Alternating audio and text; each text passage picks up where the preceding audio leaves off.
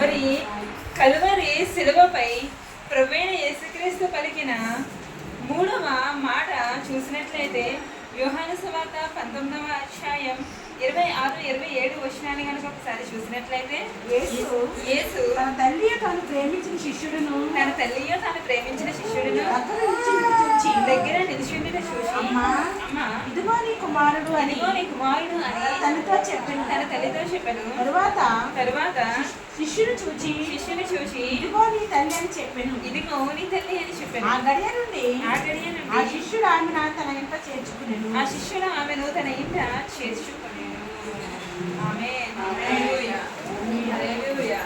మరి దేవాదేవుడు ఆ కలువరి శిలువని ఎక్కిన తర్వాత అంటే సర్వ మానవాళి పాపాన్ని పరిహరించడానికి ఆయన కల్వరి శిలువ మీద ఎక్కినప్పుడు పలికిన 7 మాటలు మొదటి మాట క్షమాపణ, రెండవ మాట ఏమో నీవు నాతో కూడా పరదేశంగా ఉండు. ఇది మూడవ మాట చూసినట్లయితే ఇది ప్రేమ గల వాక్కుగా పేర్కొనబడింది. అంటే కల్వరి శిలువపై మహిమోన్నతుడు ఆయన ఎన్ని బాధలు పెడుతున్నాడు, ఎన్ని ఇబ్బందులు గురిచేస్తున్నాడు, ఎన్ని శ్రమల గుండా వెళ్తున్నాడు. అది ఆ క్రూశిపక్షణ అనేది మాటల్లో వర్ణించలేనిది, వివరించలేనిది. ఆ వేదన ఎందుకు ప్రాణం లేదు వేలాడిన వాడు శాపగ్రస్తుడు. అంటే ప్రభువైన యేసుక్రీస్తు మనందరి నిమిత్తము శాపమై ఆ కల్వరి శిలువ మీద ఎక్కినప్పుడు ఆయన నోటి నుండి మొదటి మాట ఏమో క్షమాపణ, రెండవ మాట ఏమో రక్షణ, మూడవ మాట ఏమో బాధ్యతతో కూడిన ప్రేమ గల వాక్. అంటే ఆయన మాట్లాడేది ఏంటి? బాధ్యత కలిగిన ప్రేమ గల వాకు. ఈనాడు లోకంలో సమాజంలో మనం చూసినట్లయితే ఎంతమంది బాధ్యతాయుతంగా ప్రవర్తిస్తున్నారు, ఎంతమంది బాధ్యత కలిగి తమ రెస్పాన్సిబిలిటీస్తో కలిగి జీవిస్తున్నారు, తమ యొక్క బాధ్యతని నిర్వహిస్తున్నారు. ప్రభువైన యేసుక్రీస్తు సెలవిస్తున్నారు కదా, ఆయన తన యొక్క జీవితాన్ని మన ముందు ఎలా ఉంచాడు అంటే ఒక మాదిరికరమైన జీవితంగా ప్రభువైన యేసుక్రీస్తు ఈ భూమి మీద ఉంచాడు. తన యొక్క జీవితాన్ని ఏంటి? ఆయనలో ఉన్న గుణగణాలు, ఆయనలో ఉన్న గుణ లక్షణాలు దేవాదేవుడు కలిగి ఉన్నవి మామూలు కాదండి, సాధారణమైనవి కాదు. ఆయనలా కూడా మనం జీవించాలని నేర్పాడు. ఆయనలాగా మనము జీవించాలని ఆయన యొక్క ఏవైతే కలిగి ఉన్నాడో. ఎందుకంటే ఆయన ఇప్పుడు తండ్రి అయిన దేవాదేవుడికి దగ్గరికి వెళ్ళి నాకు నేను అంత బాధగా ఉన్నాను, అంత కష్టంలో ఉన్నాను, ఆయన నీకేం తెలుస్తుందిలేని గొప్పకి ఎవరన్నా అంటారేమో అని చెప్పి ఆయన అంటే అతి మేధ వరకు ఉంటుంది కదండి, అది గమ్మున అంటారేమో అని చెప్పి ఆయన మానవుడు అనుభవించే ప్రతి శ్రమను ప్రతి బాధను అనుభవించడానికి లోకానికి వచ్చాడు. ఆయన రుచి చూసి ఇప్పుడు నీవు సరాసరి దేవుని దగ్గరికి వెళ్ళి నాకు కష్టం ఎంత ఉందో తెలుసమ్మా, నేను కూడా అదే నేను చిన్న కాలంలో భూమి మీద ఉన్న కాలంలో నేను అదే అనిపించాను. నాకు ఎంత బాధ ప్రభా తొక్కున్నాను, పగవడకు కూడా రాదు.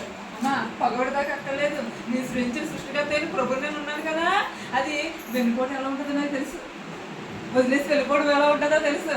మొహం మీద ఉమ్మేశారు, అంటే అపహసించారు, తృణీకరింపబడ్డాను, ఇంత చేశారు. పైగా ఇవన్నీ కూడా మనుషులు సాధారణంగా ఎవరిలో చేస్తారు, ఎవరైతే అర్హులో అది చేస్తారు, అవునండి.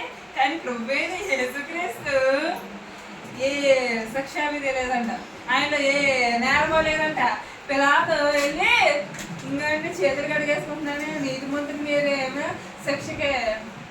శిక్షమేమంటున్నారు, కొర్రతో కొట్టడానికి అప్పగేసుకుంటారు, తెలుగుని చంపేయడానికి అప్పగేసమంటున్నారు. కానీ ఇతరులు నాకు ఏం నేరం కనిపించలేదని పిలాతు మళ్ళీ అడిగితే వాళ్ళు ఏం చేశారు, నాకు అంత అనవసరం, మాకు అప్పన్నప్పుడే కావాలి, నీవు శిక్ష అతని నేరం లేదు సార్ చూడండి అంటే మాకు అదంతా అనవసరం, నువ్వు అధికారంలో ఉన్నావంటే మా మాట కదా, సిలువేయి అంటే అయితే చేతులు కడిగేసుకొని పిల్లలు అన్నాడు.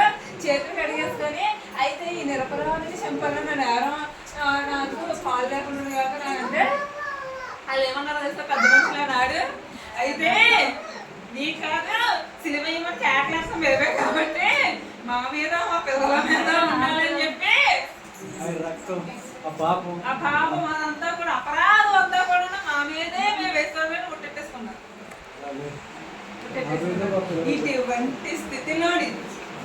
ఇటువంటి పరిస్థితుల్లోని ప్రభువైన యేసుక్రీస్తు అంటే ఇన్ని శ్రమల గుండా వెళ్తుంటే ఆయన తనకున్న బాధ్యతను తనకున్న రెస్పాన్సిబిలిటీని మరువలేదంట. హల్లెలూయా. అందుకే కదా మత్తయి సువార్త 15వ అధ్యాయంలో శాస్త్రులు పరిశీలన అనే వారు వచ్చి ఇంకో నీ శిష్యులు కాళ్ళు చేతులు కడుక్కోకుండా భోజనాలు కూర్చున్నారు, భోజనం చేస్తారు చేతులు కడుక్కోకుండా అంటే ముందు మీరు శిష్యులు కూడా పక్కనట్టుందా?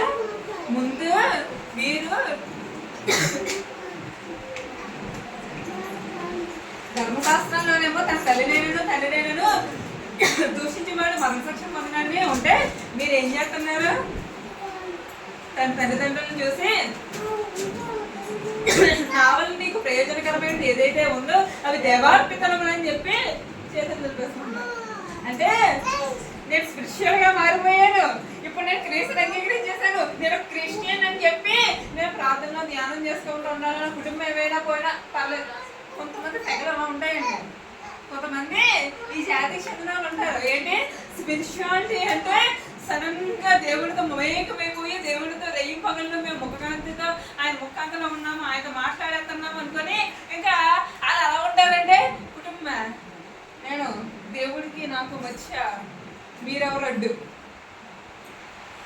వెళ్ళిపోండి, మీ సంగతి మీరే చూసుకోండి అని చెప్పి ఎక్కడికో దేవుడిలో కలిసిపోవడానికి వెళ్ళిపోతారు. ఇంకా కుటుంబాల బాధ్యతలు కానీ ఆ రెస్పాన్సిబిలిటీ వాళ్ళు ఏమైపోతారో, వాళ్ళు ఎలా బతుకుతారో ఇవన్నీ వద్దు, ఇంకా వద్దు. ఏడు దేవుడికి నేను ప్రార్థన చేస్తుంటే ఇంకా ప్రభువు యేసుక్రీస్తు అలాంటి వాడు కాదమ్మా, అటువంటి దారి కాదమ్మా చూపించింది, అటువంటి మార్గం కాదమ్మా ప్రభువు యేసుక్రీస్తు చూపించింది. కల్వరి శిలువ మీద ఉంటే ఆయన ఈ లోకంలో ఆయన శరీరధారిగా రావడానికి దేవాది దేవుడైనటువంటి యెహోవా దేవుడు ఒక సాధనంగా ఒక పాత్రగా అంటే ఆనాడు ఇశ్రాయేలు ప్రజలను ఐగుప్తు దేశంలో నుండి రప్పించడానికి మోషేని ఎలా అయితే సాధనంగా వాడుకున్నాడో, అహరోను ఎలా అయితే సాధనంగా వాడుకున్నాడో, ప్రభువైన యేసుక్రీస్తు మానవాళి విమోచన నిమిత్తము ఆయన తను తాను క్రైదనంగా మనకు అర్పించేసుకోవడం నిమిత్తము మరియను కూడా ఎలా వాడుకున్నాడు? సాధనంగా వాడుకున్నాడు, ఒక పాత్రగా వాడుకున్నాడు. అంతేగాని ఈనాడు ఎలా అయిపోయింది అంటే చాలా మంది ఏమనుకుంటారంటే మరియమ్మ దగ్గరికి వెళ్ళి పూజ చేస్తే ఆమె దేవుడి దగ్గరికి వెళ్ళి చెప్పేస్తుంది. బైబిల్లో చెప్తుందా? బైబిల్లో ఉందా? చదవండి, అది ఎవరికి చదివించుకుని అడగండి. బైబిల్లో ఉందా? ఎవరికి ప్రార్థన చేయాలని ఉంది? నా నామన మీరు నన్ను ఏమి అడిగినా నేను మీకు అది ఇస్తానన్నాడు. అంటే నా నామను ప్రార్థన చేయమని చెప్పాడు యేసయ్య గారు. అది మానేసి మరియమ్మ దగ్గరికి వెళ్ళి మరియమ్మను మురికేసి ఆమె అక్కడికి వెళ్ళి చెప్తుంది. లేకపోతే కొన్ని డినామినేషన్స్ అంటే వాళ్ళు కలిగి ఉన్న దాంట్లో ఆచారాలు సిద్ధాంతాల పరంగా వాళ్ళు కలిగి ఉన్నది ఏంటంటే వాళ్ళ నమ్మిక ఏంటంటే యేసయ్య గారు నన్ను మరియ కూడా ఆరోహమైందండి అంటే ఎలాంటి అని చెప్పి అనేకల్ని తిప్పుతూ ఉంటారు, తప్పుదోవ పట్టిస్తూ ఉంటారు అనేకుల్ని. ఏది యేసయ్య గారిలాగా మరియమ్మ ఆరోహణం అయ్యింది అని చెప్పి ఎక్కడైనా ఉందా బైబిల్లో? చూసారా?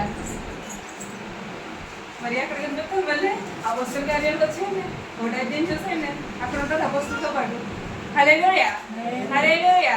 అంటే ఆనాడు మరి ఆ బాధ్యతని యేసయ్య గారు యోహానుకి ఎందుకు అప్పగించాడు అంటే యేసయ్య గారు ఈ లోకంలో చట్టబద్ధంగా యోసేపుకి కుమారుడిగా చట్టబద్ధంగా అంటే ఈ లోకంలో, కానీ దేవాది దేవుడు యెహోవా దేవుడు ఏకైక కుమారుడు.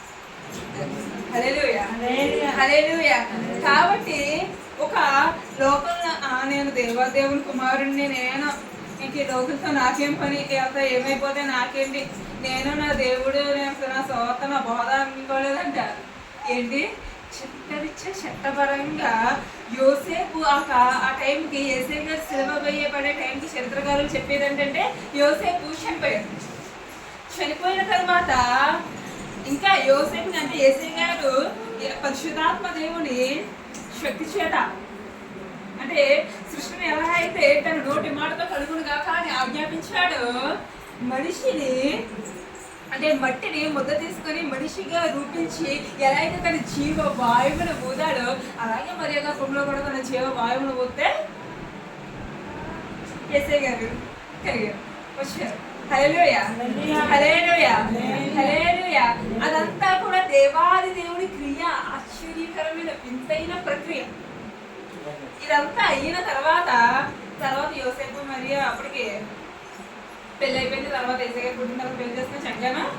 తర్వాత తెలుసుకున్న తర్వాత అప్పుడు వాళ్ళిద్దరికి కుమారులు పుట్టారు, సంతానం పుట్టారు. పుట్టిన తర్వాత వాళ్ళు ప్రభువైన యేసుక్రీస్తుని ఏం చేయలేదు. అప్పటికి యేసయ్య గారు చనిపోయిన తర్వాత నమ్మారు. యాకోబు పత్రిక చదువు, యోధా పత్రిక చదువు, యేసయ్య గారు తమ్ముళ్ళే వాళ్ళు రాసిన వాళ్ళు. కానీ యేసయ్య గారు బ్రతికొండగా మాత్రం అందరిలాగే ఒక పిచ్చోడి కింద, ఒక వెర్రి పాడి కింద చెప్పకట్టారు. అంటే స్పిరిచువాలిటీ,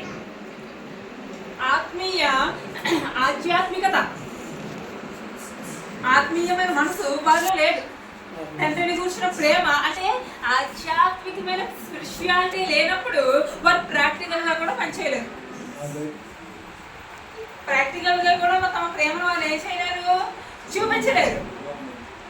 కాబట్టి యేసయ్య గారు పెద్ద కుమారుడిగా, ఎల్డర్ సన్ గా ఆ చట్టాన్ని ఇచ్చే లోకంలోని ఎలా అయితే దేవాదేవుడు ఏర్పరిచాడో ఆ నియమం చొప్పున ఆయన తన తర్వాత నేను వెళ్ళబోతున్నాను, నా తండ్రి దగ్గరికి నేను వెళ్ళవలసి ఉన్నది కాబట్టి ఇంకో ప్రేమించే శిష్యుడు దగ్గర నిలిచిన శిష్యు అమ్మ ఇదిగో నీ కుమారుడు అని తన తల్లితో చెప్పాను. తర్వాత శిష్యుడు చూసి ఇదిగో నీ తల్లి అని చెప్పిన ఆ గడియలండి ఆ శిష్యుడు ఆమెను తన ఇంట చేర్చుకోలేను. హల్లెలూయా, హల్లెలూయా. ఎందుకు తన ఇంట చేర్చుకోమని యోహానుకు చెప్పాడు?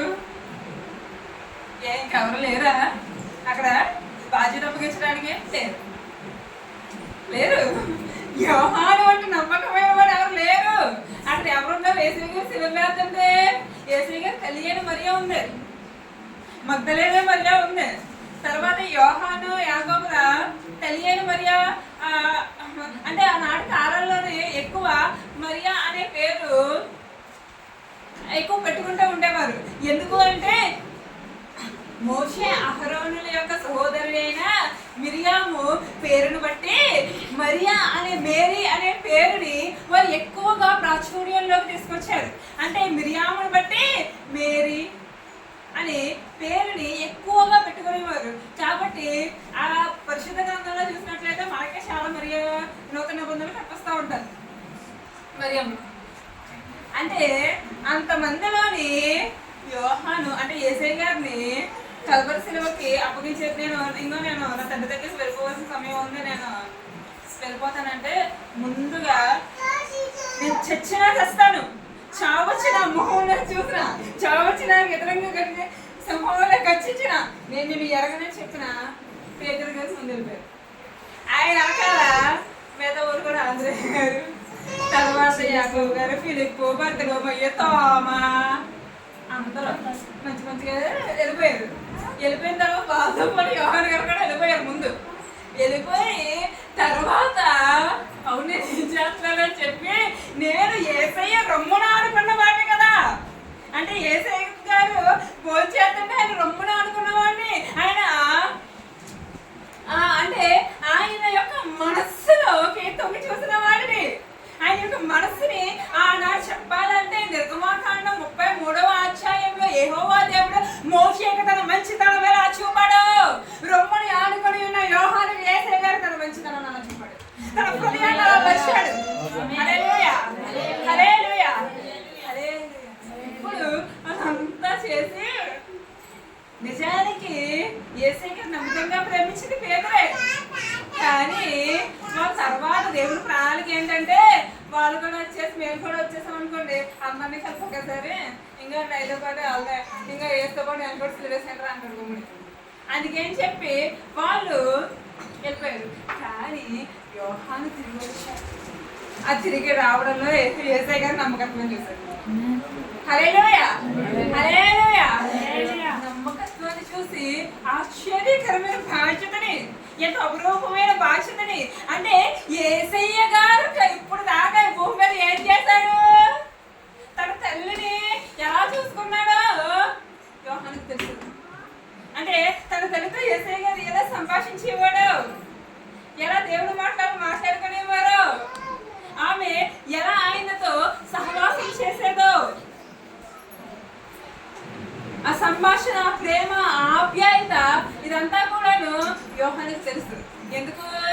యేసయ్య గారు కజినే కదా, యేసయ్య గారికి కజినే, సహోదరుడే వస్తారు కాబట్టి ఆ యోహాను తన యేసయ్య గారు 3.5 సంవత్సరాలు, మిగతా 30 సంవత్సరాలు మనకు తెలియదు కానీ 3.5 సంవత్సరాలు మాత్రం యేసయ్య రొమ్మునే అనుకున్నాడు. యేసయ్య గారిని విడిచిపెట్టలేదు. యేసయ్య గారి రొమ్మున అనుకుని ఆయనతో ఏదైనా మాట్లాడాలి అంటే, ఏదైనా సాహసం చేయాలి అంటే ముందు పేతురు గారు యోహానికి సైగ చేసి సరే గుర్చేసి, ఇంకా నాకు డౌట్ వచ్చింది యేసయ్య గారిని అంటే పేతురు గారు అడిగేసేవారు. ఒకవేళ అడగలేని ఏదన్నా మనకు అక్షంతలు పడతాయి, లైక్ తిట్లు పడతాయి, అక్కడ నుంచి ఏమన్నా అంటారేమో భయంతో గమ్ముకిన, అంటే అంత ఇంటిమసి యేసయ్య గారికి యోహానికి. కాబట్టి యోహాను నమ్మకమైన, అంటే ఎలా అయితే ఆయన పరిచర్యలో ఉన్నాడో తోడున్నాడో, ఎలా అయితే ఆయన జీవితంలో తోడున్నాడో, అలాగే శిలువ మరణంలో కూడా ప్రభా నీ దగ్గరికి వస్తానయ్యా అక్కడి నుంచి అది ఎంతో హృదయ విధాలుగా మరియకు కానీ యోహానికి కానీ భరించలేనటువంటిది, సహించలేనటువంటిది. కానీ వాళ్ళు నిల్చొని యేసయ్య గారు చెప్పి ఇదంతా కూడా నేర్పారు. అందుకే యేసయ్య గారు ముందే ఇంకేది అలా అవుతుంది. ఎందుకంటే మరియకి సిమియోను అనే ప్రవక్త ద్వారా దేవాలయం దగ్గర కూర్చున్న సిమియోను అనే ప్రవక్త ద్వారాను నీ హృదయంలో నుంచి ఒక ఖడ్గ ద్వారా దూసుకుపోతుంది అంటే మరియకి అదంతా తెలుసు, అదంతా జ్ఞాపకం ఉంచుకుంటా, ఇదంతా తెలుసు. అందుకే ప్రభుని యేసు దగ్గరికి వచ్చి, ఓ ప్రభుని ఎలా చచ్చిపోతాను, ఏసైనా వదిలేయండి నా కుమారుని ఎందుకు మౌనంగా సహిస్తూ ఉంటాను. అంటే దేవాదేవుని ప్రణాళిక బయటపరచబడలేదు, యోహానికి బయటపరచబడలేదు. హల్లెలూయా హల్లెలూయా. అంటే సమాధి దగ్గరకు మగ్దలేని మరియా ఏదో శిష్యులు వెళ్ళి చూసారు కానీ యేసు తల్లి అయిన మరియాకి తెలుసు యేసయ్య గారు లెగిస్తారని, పునరుత్థానం చూస్తారని. హల్లెలూయా. అంటే యేసయ్య గారు తన యొక్క బాధ్యతని, తన యొక్క రెస్పాన్సిబిలిటీని విడిచిపెట్టలేదు. అలాగే ఆయన యొక్క బాధ్యతని, తన యొక్క రెస్పాన్సిబిలిటీని విడిచిపెట్టలేదు. అలాగే ఒక నమ్మకమైన వారికి తన బాధ్యతని ఏర్పరిచాడు. ఇలా ఈనాడు యేసయ్య గారు నేను చూస్తున్నాడు, నన్ను చూస్తున్నాడు. ఎవరైనా ఆయన బాధ్యతను మోయడానికి, షేర్ చేసుకోవడానికి, ఆయన సువార్తను ఇంకొకరు ప్రకటించడానికి, ఆయన మాటలు ఇంకొకరికి తెలపడానికి ఎవరైనా కనిపిస్తున్నారా? ఆ స్థితిలో ఉన్నామా మనం? ఒక్కసారి మనల్ని ఏం చేసుకోవాలి? పరీక్షించుకోవాలి. హల్లెలూయా. అంతేగాని మరి అని దేవాది దేవుడు అమ్మ ఇదిగో నీ కుమారుడు అని చెప్పి తెలుగులోని అనువదించబడింది. కానీ ఇంగ్లీష్ వెర్షన్లో ఉమెన్ అని ఉంటుంది. ఏంటి తల్లినట్టుగానే ఇంగ్లీష్ వెర్షన్లో చూసినప్పుడు ఏంటి తల్లినట్టుగానే ఉమెన్ అని పిలుస్తున్నాడు, ఏదో డిస్రెస్పెక్ట్ఫుల్ అని చాలా మంది ఫీల్ అవుతారు. డిస్రెస్పెక్ట్ఫుల్ కాదమ్మా, అది గ్రీకు హీబ్రూ లాంగ్వేజ్లో అక్కడ ఆ కాలంలోని అక్కడ ఉమెన్ అంటే ఒక రెస్పెక్ట్తో పిలిచే పిలుపు. హల్లెలూయా హల్లెలూయా. అంటే ప్రభువైన యేసుక్రీస్తు ఎందుకు తల్లినట్టుగానే తెలుగులో అమ్మ అని ఉంది, లేకపోతే ఒకవేళ తల్లి అని పిలుచుకుంటే తల్లి అని లిఖించేవారు, ఓ తల్లి అని. కానీ ఆయన ఛాన్స్ అవ్వలేదు. అమ్మ అంటే ఒక తెలుగులో కూడా మనం సాధారణంగా ఏమంటాము, ఎవరైనా పెద్ద వయసు కలగంగా లేదా ఉంటే రెస్పెక్ట్ మనకి ఎవరి మీద ఉంటే అమ్మ ఎలా ఉన్నారు అంటే ఆ పిలుపు రెస్పెక్ట్గా వచ్చేది అది. అదే కానీ ఇయ్యం కదా. అంటే ప్రభువైన యేసుక్రీస్తు ఎందుకు ఇంగ్లీష్ వెర్షన్లో ఉమెన్ అని సంబోధించినాడు అంటే, ఇంకో ఒకవేళ మా మదర్ అన్నాడు అనుకోండి, ఇంకో యేసయ్య మదర్ అన్నాడు, ఓ మరియ తల్లి అని తొక్కేస్తారేమని ప్రభువైన యేసుక్రీస్తుకి ఈ జగత్తు పునాది నిర్మింపబడక ముందే ప్రతి ఒక్క ఆలోచనలు, ప్రతి ఒక్క ఊహలు, తలపులు అన్నీ ఆయనకి తెలుసు కాబట్టి ఎప్పుడో కూడా విగ్రహారాధన చోటుకి అంటే తర్వాత యేసయ్య గారికి తెలుసు, భవిష్యత్తు తెలుసు, ఎలా చేస్తారో ఎలా మంచిగా గుళ్ళు కట్టేసి చీర కప్పేసి ఎండలెట్టేసి రెండు చీర కట్టేసి పూలు ఎట్టేసి దండలు ఎట్టేసి కొన్ని అట్లా అలా ఉంటాయండి. కొన్ని షార్ట్లో మిగతాయి అన్ని మెట్లు ఎక్కేసి లేకపోతే అలా ఎక్కేసి నొక్కేసుకొని తలనీళ్ళ సమర్పించేసి ఇవన్నీ విగ్రహారాధనలోకే వస్తాయి. మీరు ఒప్పుకున్నా ఒప్పుకోకపోయినా అవునన్నా కాదన్నా పరిశుద్ధ గ్రంథం ప్రకారం అదంతా విగ్రహారాధనే.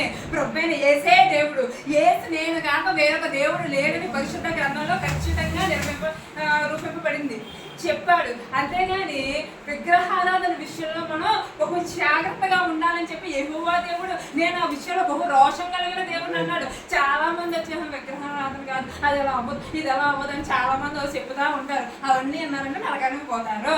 పరిశుద్ధ గ్రంథం ప్రకారం జీవిస్తే దగ్గర చేరుకుంటారు. అందుకని జ్ఞానం కావాలంటే పరిశుద్ధ గ్రంథాన్ని అంత చదివితే అప్పుడు ఆయన మీకు నేర్పుతాడు. అంతేగాని వాదాలు పెట్టుకునే వారికి, తండవాదాలు చేసే వారి దగ్గరికి పోక్కలేదు. మనం ఆమె దేవత అంటే మనం ఏం చెప్పక్కర్లేదు. పరిశుద్ధ గ్రంథం ధ్యానిస్తే చాలు. దేవుడి చిన్న మాటలు దేవి ఆశ్రయించింది కాక.